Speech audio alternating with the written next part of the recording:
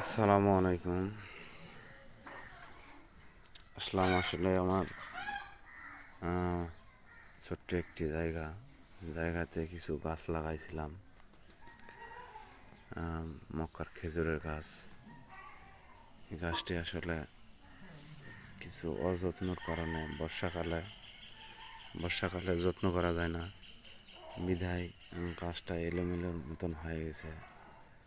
দেখুন, সাইডে বুক ছাড়েছে।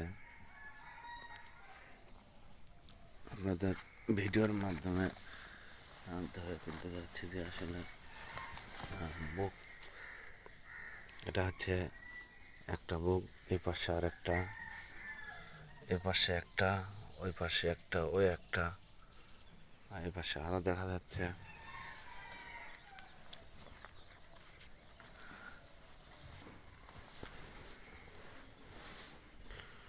গাছটা যত্ন নেওয়া হচ্ছে না বর্ষার কারণে। বর্ষা শেষ হয়ে গেছে, যত্ন হবে এখন। গোড়ায় বালু দিছি, এখন খাদ্য দিব। খাদ্য দিলে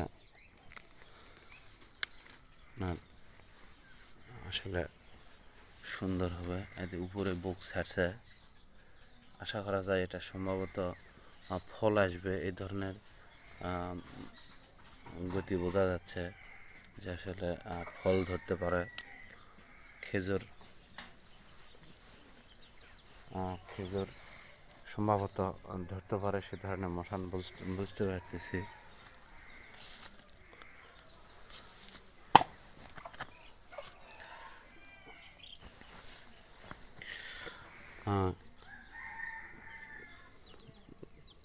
গাছটি কেমন হয়েছে এটা আশা করা যায় এটা বুক নয়, এটা সম্ভবত ফল আসবে।